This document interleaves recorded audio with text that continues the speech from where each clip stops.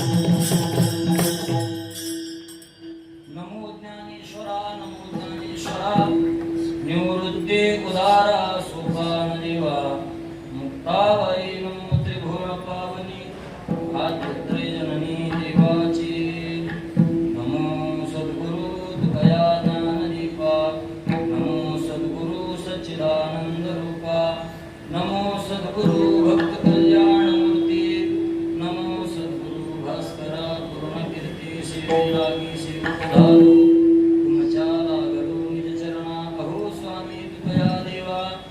यावरी न सरावा अभेद दयांचे गिर्या स्मरण होय सकळ विद्यांचे अधिकरण तीचे बंधू श्री चरण श्री गुरूंचे ते नमस्कारून आता माझे हाती आहे करावे तुम्ही कृपादान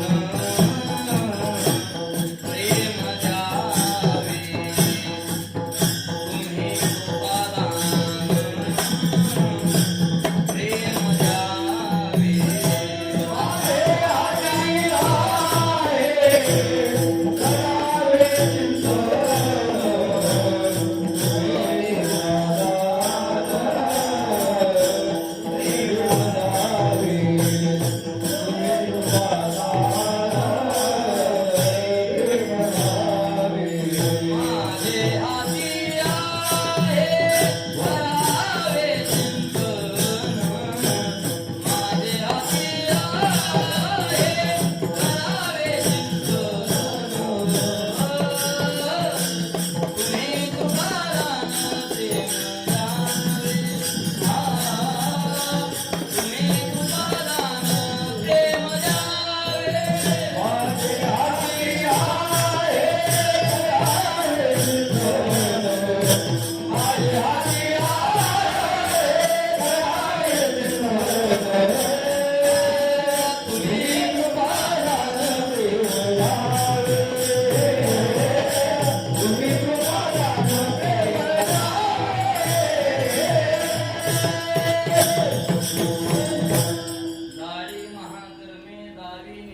तुम्ही ऐसे कळले आम्हा एक धारो नामाची धारक प्रस्तुत कीर्तनरूपी सेवेकरता निवडलेला अभंग जगद्गुरु श्री तुकाराम महाराजांच्या गाथा संहितेत असून या अभंगातून जगद्गुरु श्री तुकाराम महाराज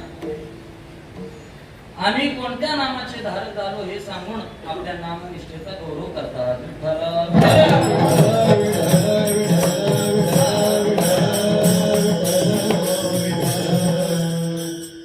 कीर्तनाला सुरुवात करण्याअगोदर अल्पसा प्रहार द्यायचा तो असा. गेली 42 वर्ष चालू असणारा आणि यंदा 43व्या वर्षामध्ये पदार्पण करणारा श्री क्षेत्र सह्याद्री नगर कांदिवली या ठिकाणी भव्य दिव्य नियोजनामध्ये दरवर्षीच साजरा केला जाणारा अखंड हरिनाम सप्ताह तथा ग्रंथराज ज्ञानेश्वरी पारायण आणि या नाम महोत्सवातील माझ्या वाट्याला आलेली पहिल्या दिवसाची कीर्तनरूपी सेवा. तरी ज्ञानोबा तुकोबाराची बुद्धी देतील, सद्गुरुनाथ भगवानची बुद्धी देतील, त्याप्रमाणे अभंगावरती काहीतरी चिंतन करण्याचा प्रयत्न करायचा आहे. कीर्तनाला सुरुवात करण्याअगोदर काही दोन शब्द कार्यक्रमाविषयी बोलणं आवश्यक आहे. वैकुंठवासी गुरुनामगुरु सद्गुरु कोंडाजी बाबा डेरे महाराज, वैकुंठवासी गुरुनामगुरु सद्गुरु रामदास बाबा मनसुख महाराज, वैकुंठवासी गुरुनामगुरु सद्गुरु महादेव महाराज जगताप बाबा यांच्या कृपा आशीर्वादाने कृपा सानिध्याने या सप्ताहाला एक आगळं वेगळं रूप आले.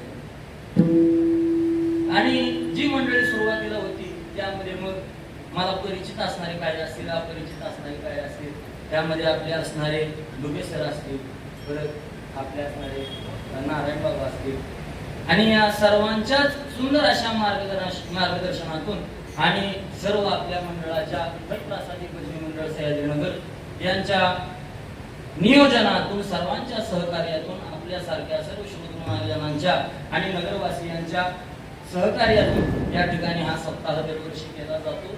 मोठ्या आनंदामध्ये हा उत्सव पार पडतो.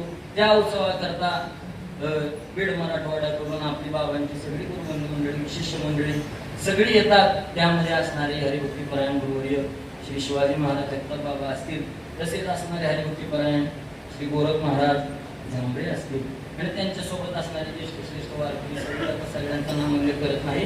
आणि तसेच मुंबई शहरातील, मुंबई उपनगरातील या ठिकाणी जमलेले फार लांबून लांबून आलेले लोक या ठिकाणी उपस्थित आहेत. सर्वांचा नाम उल्लेख करणं शक्य नाही, पण जाता जाता आपण सर्वांचेच धन्यवाद मानणार आहोत या ठिकाणी. म्हणून आपल्या सर्वांच्या आशीर्वादाने जसं या अभंगावरती चिंतन करता येईल तसं करायचं आहे.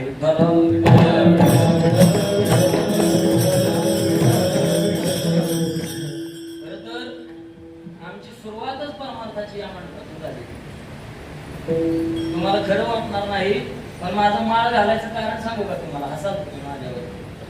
माळ घालायचं कारण सांगतो. आपल्या मंदिरामध्ये अजून असा नियम आहे का ज्याला पायऱ्याचा विणा घ्यायचा त्याच्या गळ्यामध्ये माळ असली पाहिजे. गावगाव तसं नाही. आता गावगाव कोणी घेतय बघ, काय कोणी विणा घेतय, पण आपल्याकडे अजून सुद्धा ती पद्धत जपून ठेवलेली.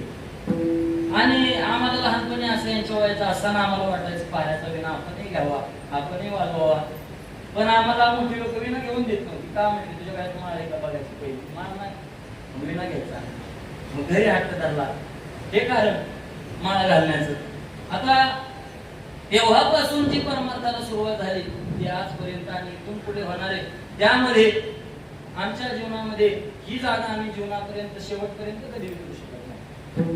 कारण आपण आपली मुळं जिथं आहेत, आपल्या मुळाची सुरुवात जिथं आहे ती जागा त्यांना विसरू नाही. म्हणून या ठिकाणी आम्हाला झाडू मारण्याची जरी सेवा दिली, पत्रावळ्या टाकण्याची जरी सेवा केली तरी आम्ही ती आनंदाने करू. पण सर्वांच्या कीर्तनाची सेवा कोणती सेवा असू दे ती सेवाच आहे. पण या ठिकाणी कोणता तरी सेवेचा भाग मिळणं, आपण त्या सेवेचा भाग होणं हे काय आहे? दैवमानाचं लक्षण आहे, इतराला प्राप्त होत नाही. तुकाराम महाराज सांगतात, कोण हा भाग्याचा भाग पावे तीर, कोण हा भाग्याचा भाग पावे तीर, कोण हा भाग्याचा भाग पावे तीर, कोण हा भाग्याचा भाग पावे तीर.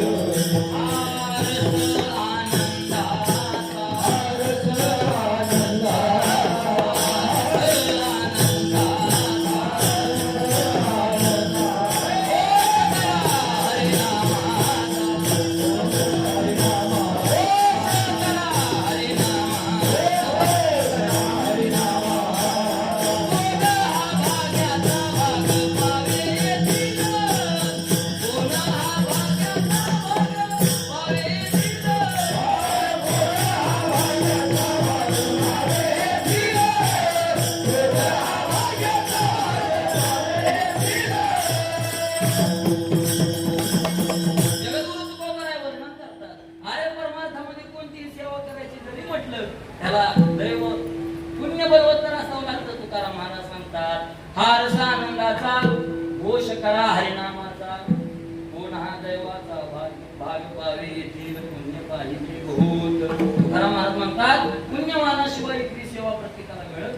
हे पुण्यवान असलेला विषय नाही.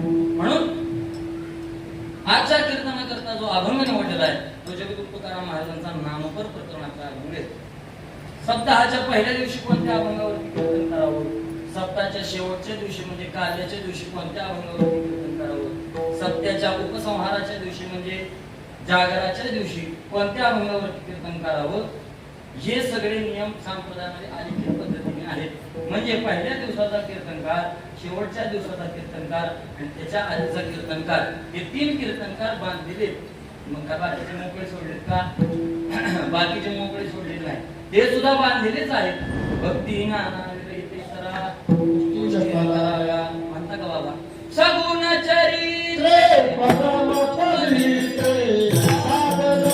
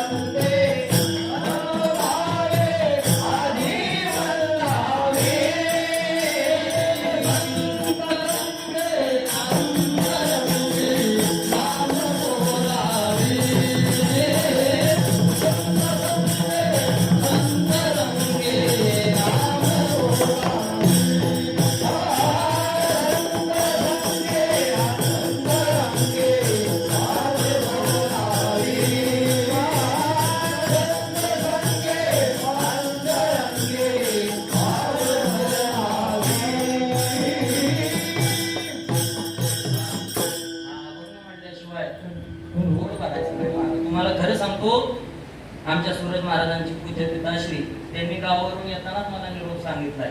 म्हटले या अभंगाने सुरुवात केल्याशिवाय कीर्तन पुढे करायचे.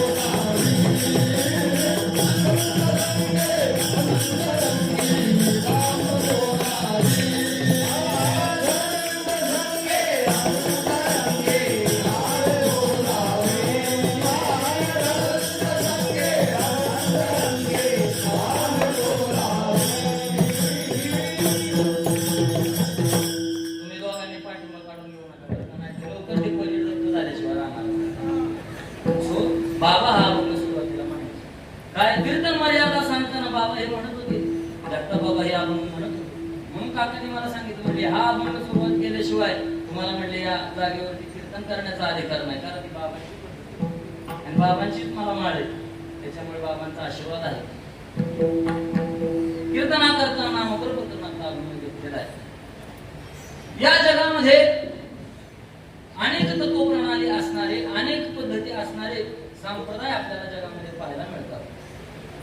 त्या प्रत्येक संप्रदायाचं दैवत भिन्न भिन्न आहे, त्या प्रत्येक संप्रदायाचे संत भिन्न भिन्न आहेत, त्या प्रत्येक संप्रदायाचे ग्रंथ भिन्न भिन्न आहेत आणि त्या प्रत्येक संप्रदायाची उपासना पद्धती भिन्न भिन्न आहे. बाकी काही जरी असलं तरी संप्रदाय कोणता आहे हे ओळखण्याकरता त्याची उपासना पद्धती पाहावी लागते. संप्रदायामध्ये कोणती उपासना केली जाते त्यावरती तो संप्रदाय कोणता आहे हे कळलं जातं. मग शैव संप्रदाय कोणता आहे, वैष्णव संप्रदाय कोणता आहे, गणपती संप्रदाय कोणता आहे, शाक्त संप्रदाय कोणता आहे हे जर ओळखायचं असेल तर आपल्याला त्याची उपासना पद्धती पाहावी लागते. उपासना पद्धतीचं ज्ञान करून घेतल्याशिवाय संप्रदायाची ओळख होत नाही. आणि त्या संप्रदायामध्ये मग आपण मार्गक्रमण करण्याकरता आपल्याला गती मिळत नाही. म्हणून तुकाराम महाराज सांगतात या जगामध्ये अनेक संप्रदाय आहेत ना. ज्ञानोबा यांचा गोड अभंग आहे. जगा माझी श्रेष्ठ संप्रदाय नाना आम्ही दीनदाना नाथपंथी. ज्ञानोबा स्वतःबद्दल सांगतात अरे या जगामध्ये अनेक श्रेष्ठ श्रेष्ठ संप्रदाय आहेत पण आम्ही कोण आहोत? नाथपंथी आहोत. आमचं घराणं कोणतं आहे? नाथपंथी आहे. निवृत्ती गहिनी कृपा केली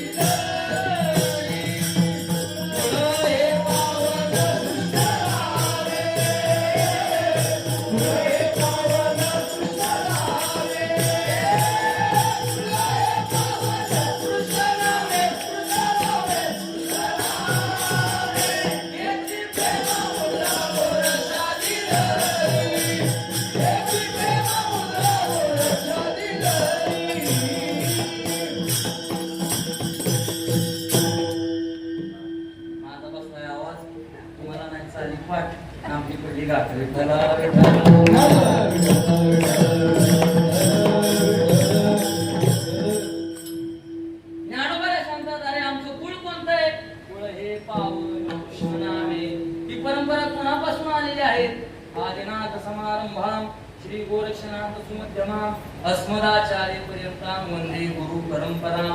ही गुरु परंपरा आहे, आमची परंपरा आहे. ज्ञानोबा छातीला हात लावून सांगता जगामध्ये श्रेष्ठ संप्रदाय नाना आम्ही दीनदाना नाथपंथी. म्हणजे त्या संप्रदायामध्ये कोणती उपासना आहे याच्यावरती का हो नाथ परंपरेमध्ये कोणती उपासना आहे?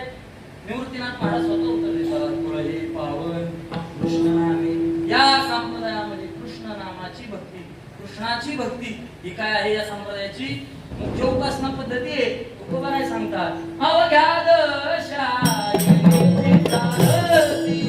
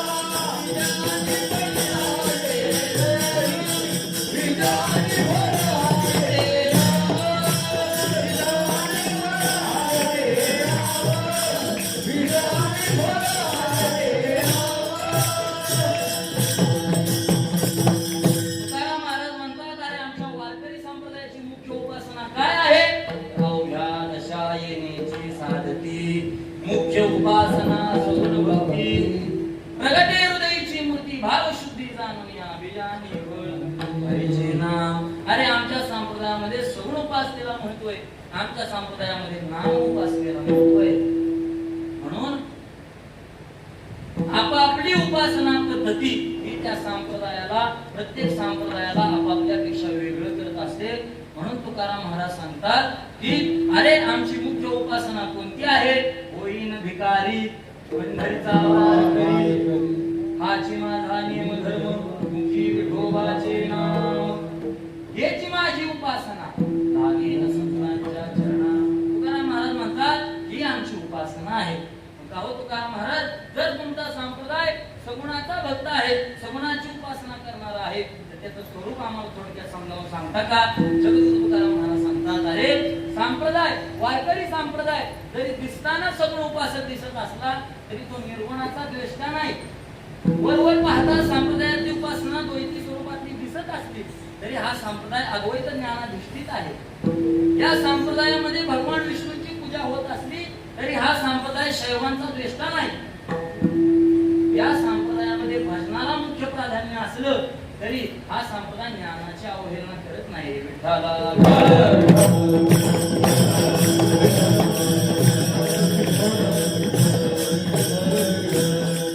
महाराज सांगतात वारकरी संप्रदायाने मुख्य उपासना कोणती असेल तर तुका म्हणे येथे भजन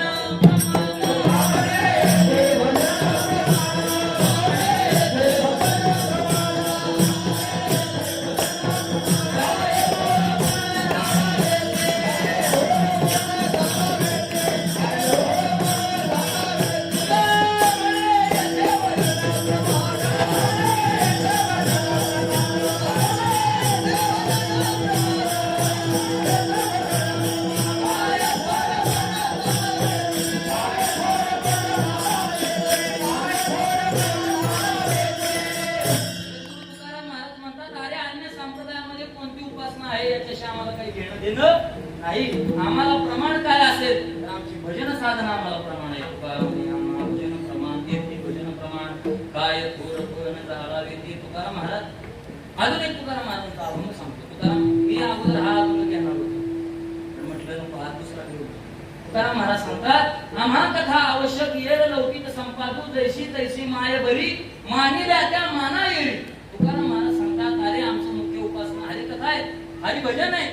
अरे आपल्याला आपली आई प्रिय असते. दुसऱ्याची आई दिसायला किती चांगली गोमटी असली तरी तिला आई म्हणण्याचे आपलं धाडस होत नाही, आपली हिंमत होत नाही. का?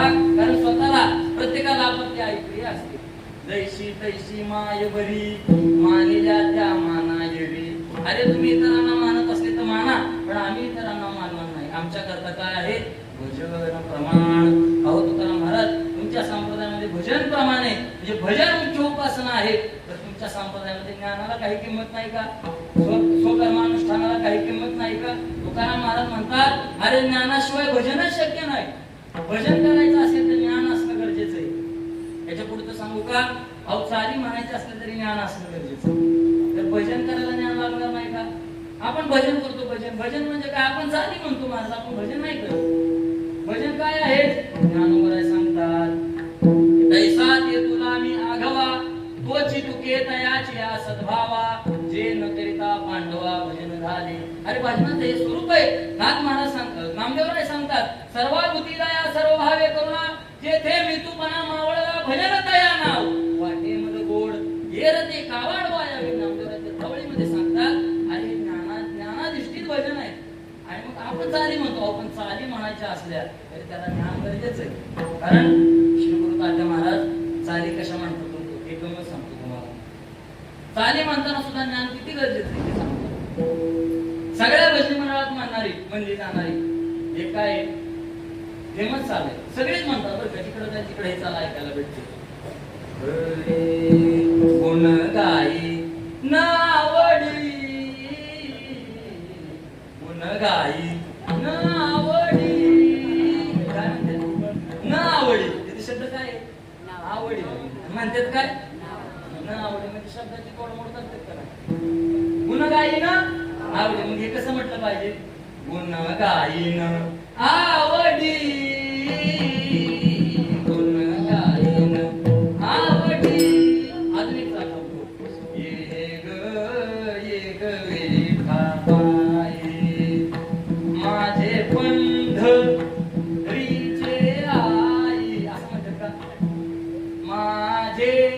पंढरीचे आई भीमा आणि चंद्रा.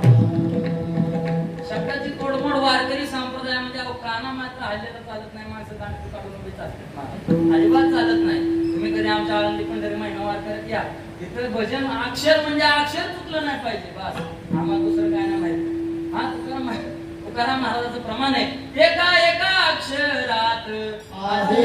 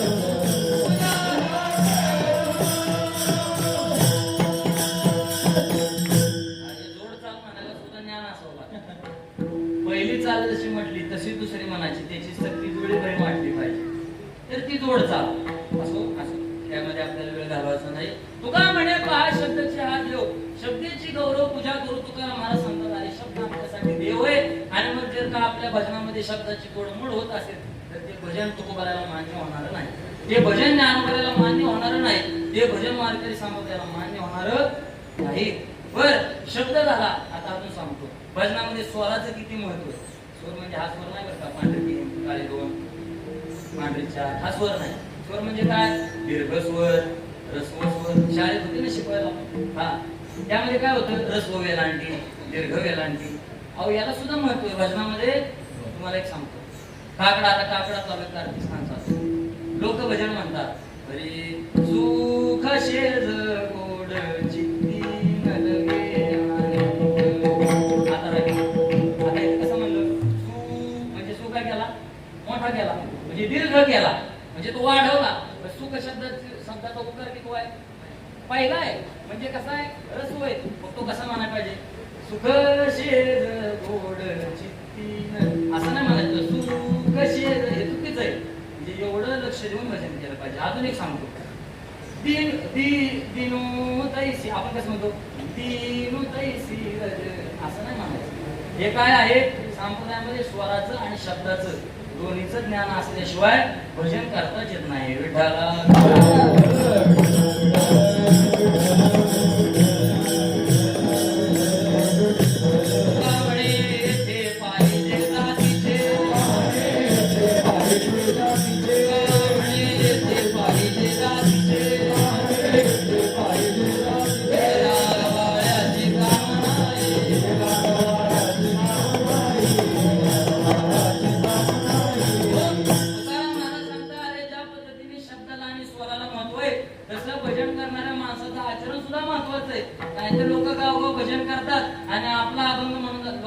ठराविक अभंग असतो. काय असतो? म्हणतात हा माझा अभंग आहे, दुसऱ्याला म्हणून देत नाही. म्हणतात हा कोणाचा अभंग आहे? माझा अभंग आहे, आम्ही म्हणणार, दुसऱ्याला म्हणून देत नाही. जसा काय तुकाराम महाराजांनी विमानातून जाताना नावे करून दिला असं आहे का? असं नाही महाराज. बरं तो अभंग म्हणणार, त्याला तीच बसलेली चाल म्हणणार, दुसरी चालही म्हणणार नाही, तीच चाल म्हणणार. बर हे भजन म्हणून झाल्यानंतर दुसऱ्याच्या अभंगाला तो ऐकायला बसणार नाही. मग मारुतीच्या मंदिराच्या मागे जाणार आणि आपल्या द्रुपदावर येणार. काय बऱ्याच माणसाचं काय हे द्रौपद आहे. द्रौपद म्हणजे हे द्रौपद सारखं सारखं सारखं सारखं आल्याशिवाय मजा येत नाही. कसं वाटतं, हात थरथरल्यावर वाटतंय, अंग चक्कर आल्यासारखं वाटते, असं असते. म्हणून तुकाराम महाराज सांगतात, अरे जेने काय जेने विठ्ठल मात्रा घ्यावी जेने हे सांभाळावे, नाहीतर काय भजन करिता ओंगळवाने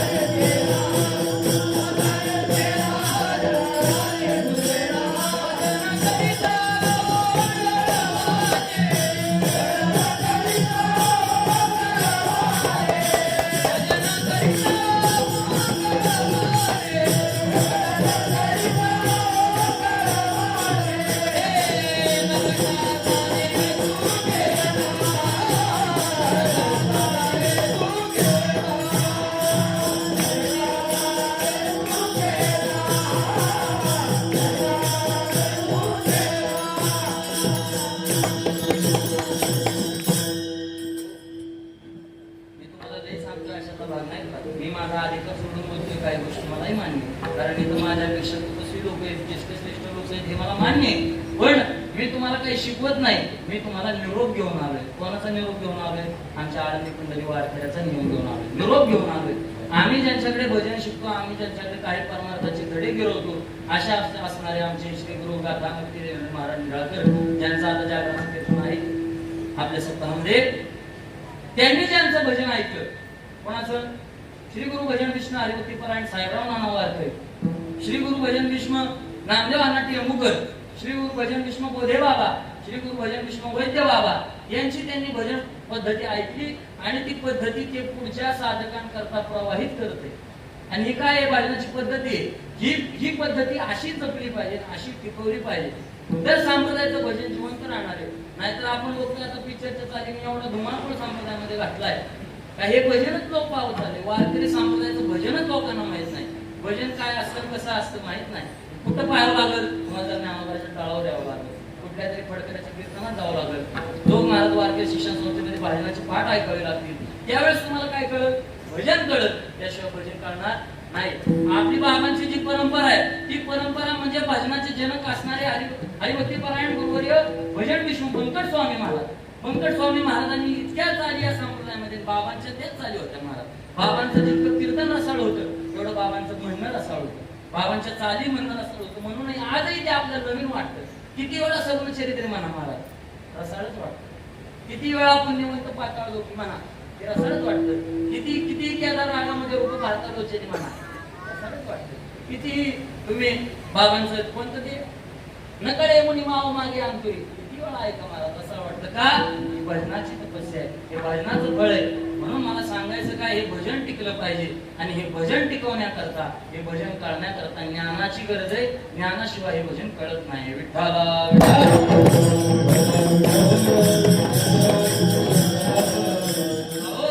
वारकरी संप्रदायाच्या साध्या चाली शिकायला नुसतं ज्ञान गरजेचं असेल तर वारकरी संप्रदायाच्या संतांनी सांगितलेलं नाम साधनेचं जे भजन आहे ते भजन करण्याकरता किती ज्ञान आवश्यक आहे. अहो हे ज्ञान आवश्यक आहे हा तर विषय सोडून द्या, पण हे ज्ञान इतकं दुर्मिळ आहे की ज्या भगवंताचं हे भजन आपण वारकरी संप्रदायाची साधक मंडळी भक्त मंडळी करतात त्या भगवंताला सुद्धा या भजनाचं ज्ञान नाही. काय ज्याचं भजन आपण करतो त्या भगवंताला सुद्धा या भजनाचं काय नाही, ज्ञान नाही. याचं ज्ञान कुठे आहे? फक्त याच जन्मे गडे देवाचे भजन आणि काही ज्ञान नाही कोटी. मग त्यामध्ये देव पण आला बरं का, देवाला सुद्धा भजनाचं ज्ञान नाही. एकदा काय झालं, भगवान रामचंद्र एकदा एकांतामध्ये बसलेले असताना मारुती राजांच्या सेवेकरता उपस्थित झाले. प्रभूंचं दर्शन घेतलं आणि मार्करायाला आशीर्वाद दिल्यानंतर प्रभूंनी विचारलं, अरे मार्कराया, काय चाललं आहे, कसं काय आहे? ते बरे प्रभू, तुमच्या कृपेने सगळं बरं आहे. प्रभू म्हटले, अरे मला तुला एक प्रश्न विचारायचा आहे, त्याचं मला खरं खरं उत्तर देशील का? म्हणजे विचारायचं. आता ते कोण होते? मार्करायाचं काय वर्णन आहे? मनोजवम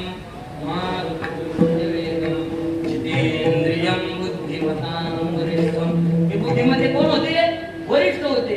आणि आपण कोण आहे? बुद्धिमतां कनिष्ठम. आपण कोण आहे? बुद्धीमध्ये आपण कनिष्ठ आहे, ते श्रेष्ठ होते. म्हणून तर तुकाराम महाराजांनी त्यांना सांगितलं ना, काय भक्तीच्या त्या वाटा सोडा. म्हणून मारुतीराय म्हटले, प्रभू तुम्ही जे काही विचाराल तसं तुमच्या कृपेने मला जसं उत्तर द्यायचा येईल तसं मी देण्याचा प्रयत्न करतो. आणि प्रभूंनी त्यांना प्रश्न विचारला, अहो मारुतीराय, तुम्ही सतत माझ्या नामाचं भजन करत असता, करत बसलेले असता, सारखा मी तुमच्या डोळ्यापुढे नाही पण माझं नाम तुमच्या डोळ्यापुढे नाही, असा एक प्रसंग नाही, असा एक क्षण नाही. मग का मारुतीराय, तुमच्या जीवनामध्ये, तुमच्या आयुष्यामध्ये मी महत्वाचा आहे, मी श्रेष्ठ आहे, माझं नाम श्रेष्ठ आहे? मारुतीरायाला काय उत्तर द्यायला पाहिजे होतं? तुम्ही श्रेष्ठ आहे. आपण तेच दिलं असतं. कारण काय, देहापेक्षा आपण काय म्हणतो, देहापेक्षा देही श्रेष्ठ. देहापेक्षा कोण श्रेष्ठ? देही श्रेष्ठ. तसा नामापेक्षा कोण असायला पाहिजे श्रेष्ठ? नामी श्रेष्ठ असायला पाहिजे. पण इथं उलट आहे, नामीपेक्षा नाम श्रेष्ठ आहे.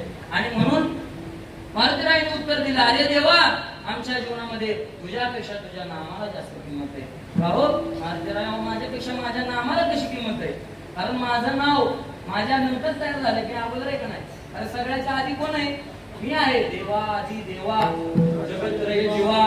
तो सर्वांचा आधी देव आहे. सर्वांच्या आधी आधी मध्य अंती अवघा हरी एक, एकची अनेक एक हरी असा असणारा भगवान परमात्मा, त्या परमात्म्याच्या नंतर सगळं नामरूपात्मक जगत प्रपंच तयार झाला. आणि मग ते नाम कसं श्रेष्ठ असेल? मारुतीरायाने उत्तर दिलं, देवा, अरे तू तुझ्या निज धामाला जात असताना फक्त अयोध्या वैकुंठाला नेली.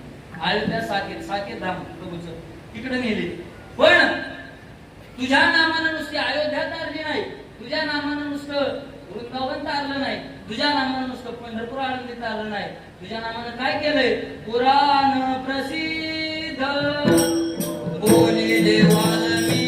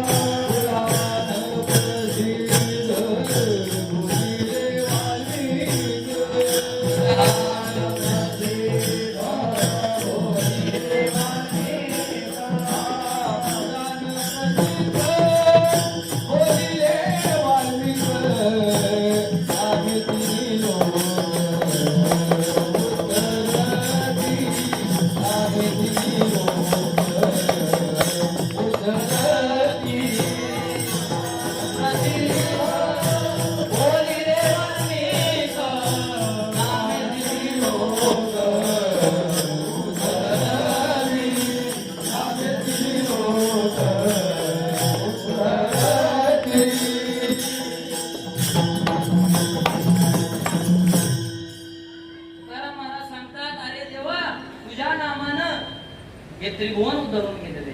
अरे तू फक्त कृपा केली तर तुझ्या कृपेने अयोध्या उद्धरून गेली. पण वाल्मिकी ऋषी रामायणामध्ये सांगतात, अरे देवाचा प्रताप एवढाच आहे का त्यानं अयोध्या उद्धरून गेली. पण देवाच्या नामाचा प्रताप किती आहे.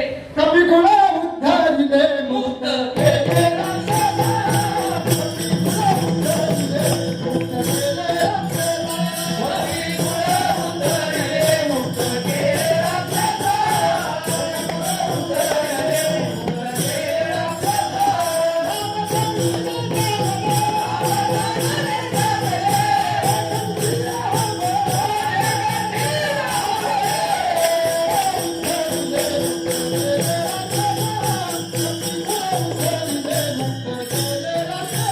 कपी गुणा उद्धारिले मुक्त केले राक्षसा.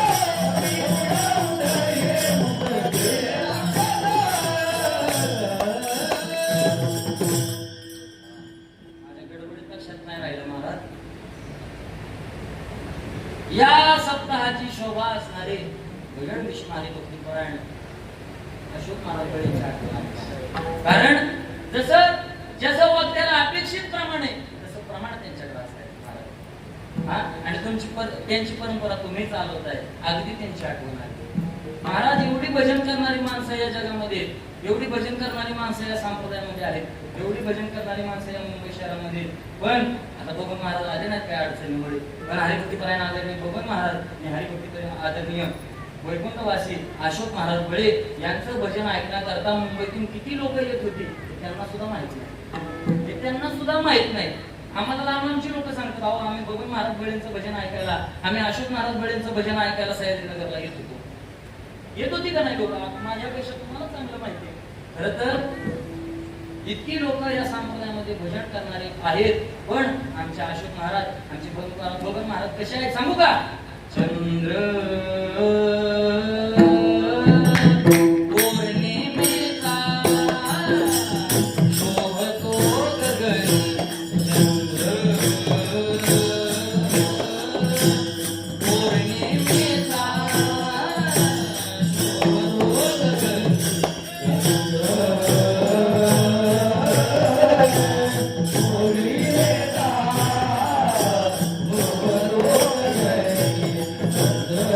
Oh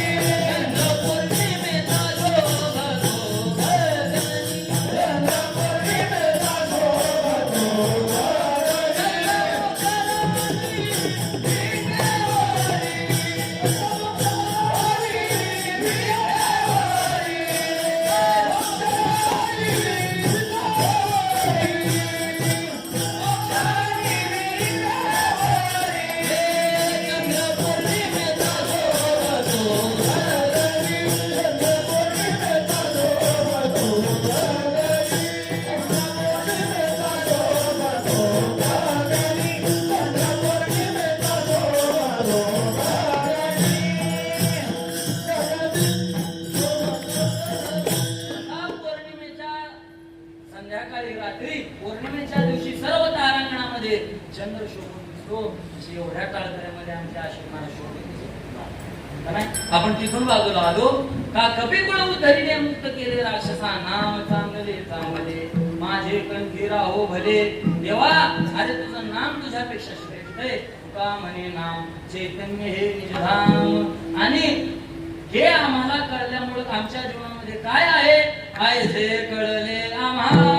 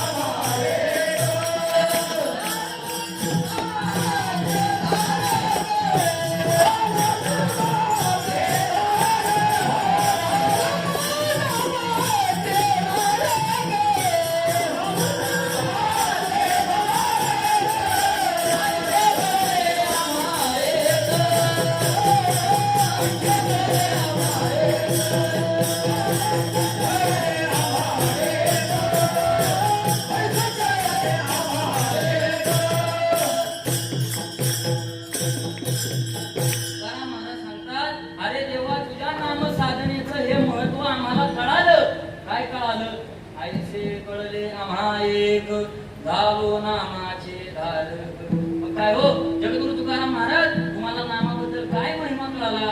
तुकाराम महाराज अभंगाच्या पहिल्या चरणात सांगतात जारी महाकर्मी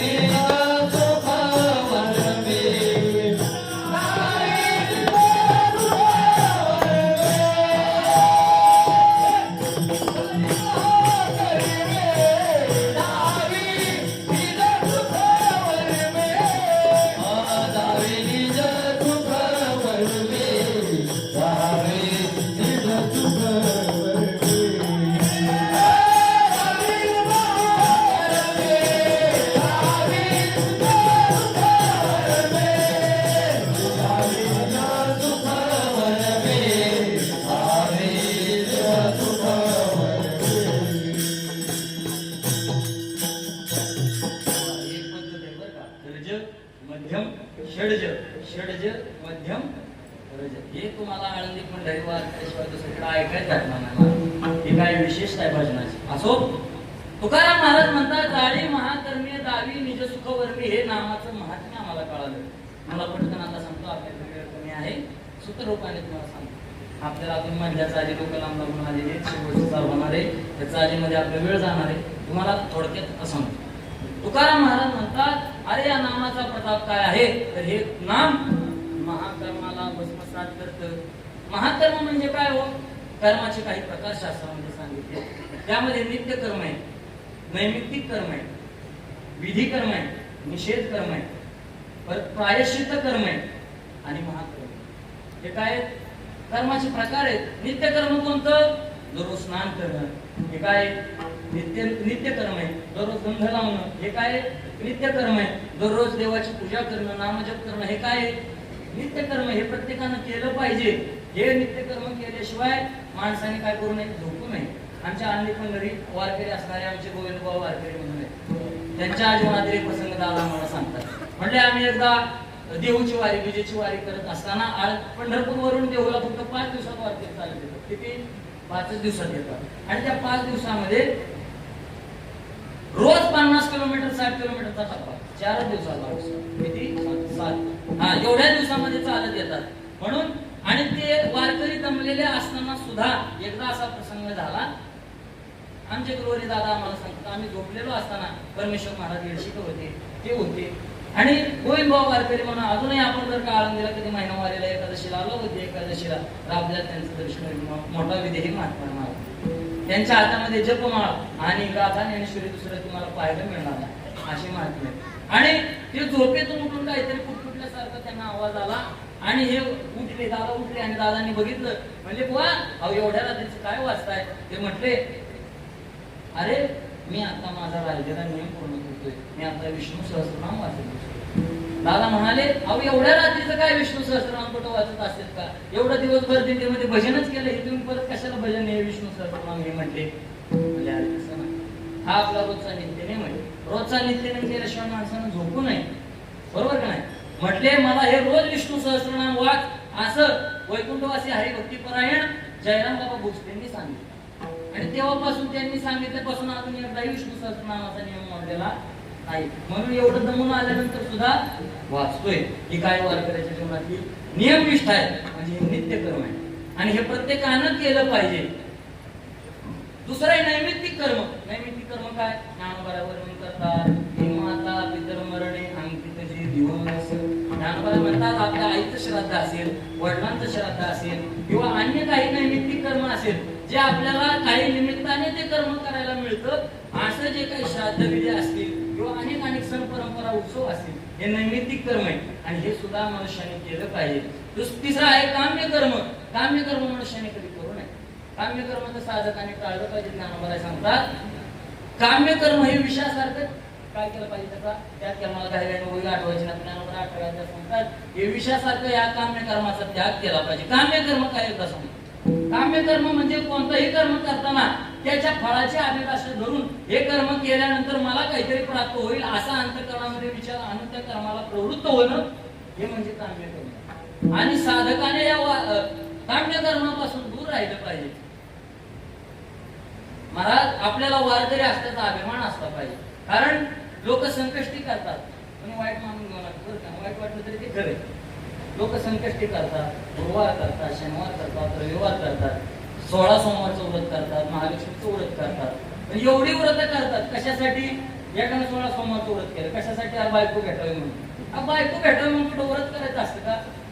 हे काम्य धर्म आहे. एकाने संकष्टी केली कशासाठी? नोकरी लागावी म्हणून. आणि हे काम्य धर्म आहे.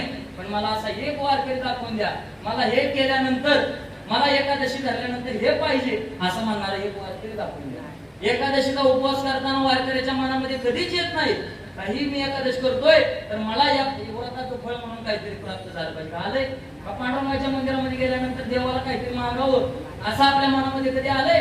अरे हे ज्ञानोबाला तुकोबारायचे आपल्यावरती अनंत उपकार आहे का त्यांनी आपल्याला मागायची सवय लावली नाही, आपल्याला काम्य कर्माची सवय लागली नाही. तुका म्हणे तुझी न लगे दर्शनाची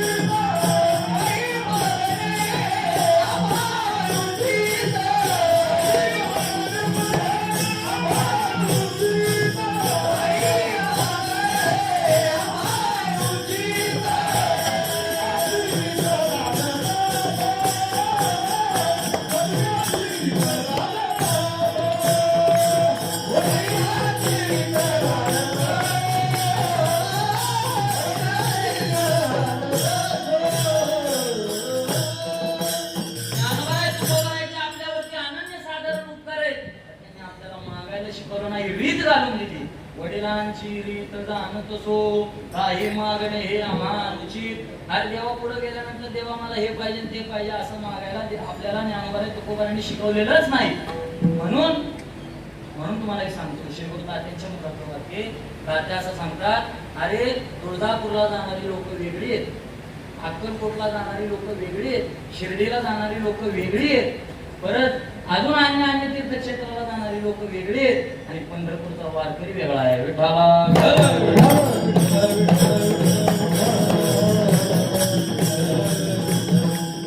वारकऱ्याच्या मनामध्ये कधी मागावा असं उत्पन्न होत नाही.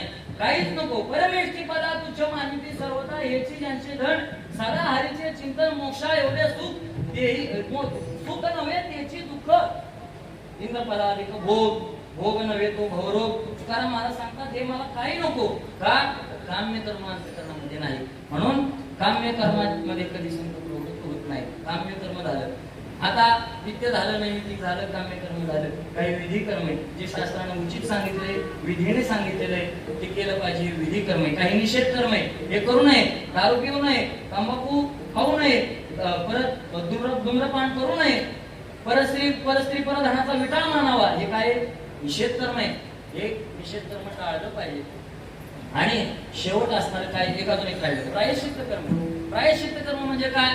आपल्याकडून या निषेध कर्माच्या फलस्वरूप पापाची निर्मिती होते, आणि ती पाप निर्मितीचं पापाचं क्षालन व्हावं याकरता जे कर्म केलं जातं त्याला प्रायश्चित्त कर्म म्हणतात. काही पापाचं क्षालन होतं, पण काही काही असे महाविलंगर असतात, बाबाच्या काही काही अशी लोक असतात की असं पाप करतात का त्या पापाला प्रायश्चित्त कर्मच नाही. तुकाराम महाराज सांगतात, मोकलीला प्रायश्चित्ती कोणी न धरिती हाती, कोणी न धरिती हाती, कोणी न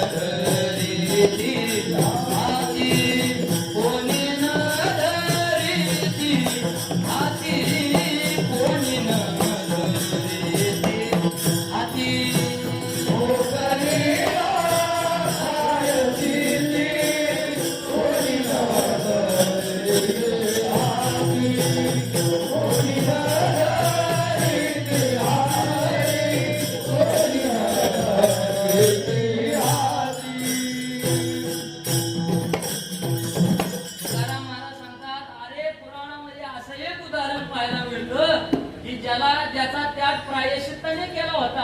कोण होता? छाती केली अजामिळे, होते निघाले दिवाळे. तुकाराम महाराज सांगतात, अरे एवढं पाप झालं होतं, एवढा पापाचा डोंगर झाला होता, पण त्याला प्रायश्चित्ताने काय केला होता, त्याचा त्याग केला होता. प्रायश्चित्तच नव्हतं, आणि त्याचाही उद्धार कोणी केला? नामाने केला. हेच तुकाराम महाराज सांगतात, अरे जे कर्म प्रायश्चित्तानेही जात नाही त्यालाच महाकर्म म्हणतात, आणि तेच महाकर्म भस्मसात करण्याची ताकद त्याच्यामध्ये आहे, ते भगवंताचं नाम आहे. झाली महाकर्मे दावी निज सुख वर्मे, ऐसे कळले आम्हाने झालो नामाचे धारक. सद्गुरु जो महाराज वारकरी शिक्षण संस्था. जाळी महाकर्मे जाळी महाकर्मे, जाळी महाकर्मे, जाळी महाकर्मे,